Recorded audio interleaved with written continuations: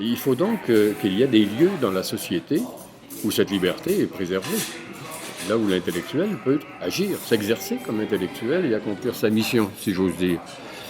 Alors, en général, ce lieu-là, il n'y en avait pas plusieurs, hein. Il n'y en a pas une abondance de ces lieux-là. Il y avait les médias.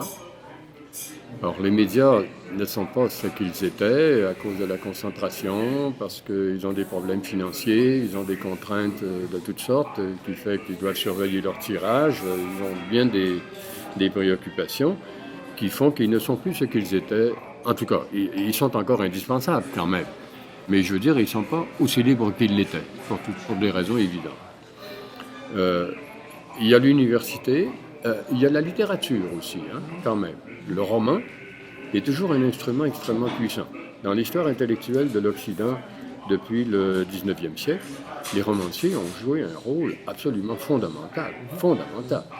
En France, quelqu'un comme Victor Hugo, par exemple, était un héros national, hein, par le biais de ses romans. Il n'était pas un professeur d'université. L'autre lieu consacré, c'est les universités, qui ont été créées pour ça au Moyen-Âge. Et c'est la grande tradition humaniste de l'université. Là aussi, on peut dire que l'université n'est plus exactement ce qu'elle était, pour les mêmes contraintes d'ailleurs que ceux qui maintenant affectent les médias, la fonction des médias, c'est le financement. Un recteur d'université aujourd'hui consacre une très grande partie de son temps à chercher des subventions auprès des gouvernements et auprès du secteur privé.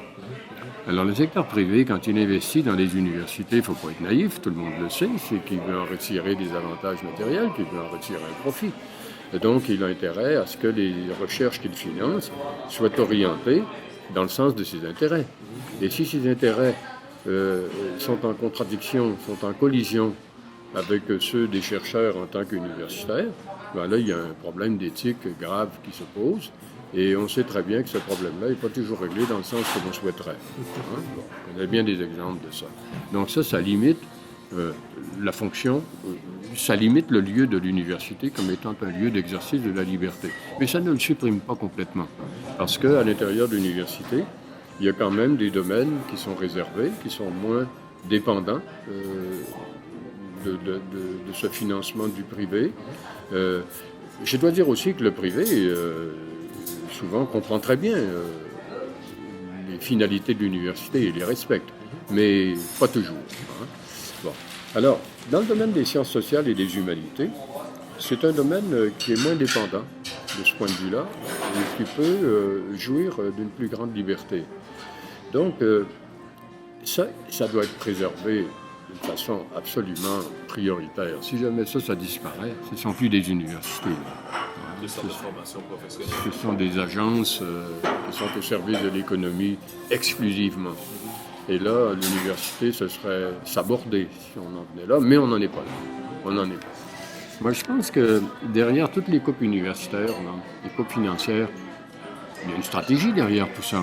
Il y a une idée derrière ça. Les gouvernements ne sont pas stupides, là. C'est la privatisation. C'est d'imposer le modèle américain. Oui, non, voilà. C'est d'imposer le modèle de l'université américaine. Absolument. C'est évident. Ah oui. C'est aux États-Unis, les universités dépendent du privé. Même les meilleures et les plus indépendantes, comme Harvard, dépendent entièrement des financements privés. Et puis les Américains, eux autres, ils trouvent que c'est très bien, il faut que ce soit comme ça. Parce qu'eux autres, ils ont plus confiance au privé qu'au gouvernement. Moi, quand j'étais à Harvard, là, il y a un vieux milliardaire là, qui était un diplômé de Harvard, qui est un oriental, un japonais, je pense, qui a laissé 500 millions à Harvard. 500 millions? Oui, 500 millions, oui. Et là, il y a 6 mois, il y en a eu une de 800 millions. C'est des finissants de Harvard, des gens qui ont fait fortune dans le privé, qui sont devenus milliardaires, et puis qui se sont réalisés dans ce système-là, et qui trouvent que le système doit se perpétuer, se renforcer. Le privé a des devoirs envers l'université. C'est le contraire de notre affaire, là. C'est vraiment le contraire. Hein? C'est l'université, le privé se sent au service de l'université. Il se sent un devoir moral de soutenir l'université. C'est extraordinaire, hein? Et puis, ce qui est perçu comme douteux, menaçant, c'est de l'argent qui vient de l'État. Parce que ça vient avec des strings attached. Vous voyez, c'est des... Oui. L'autre argent qui vient du privé, c'est pur, ça. C'est formidable. Non, ça, c'est clean. C'est de l'argent blanc, ça. C'est blanc. Il n'y a aucune orientation. Ah non, c'est extraordinaire. Ah ouais, ça c'est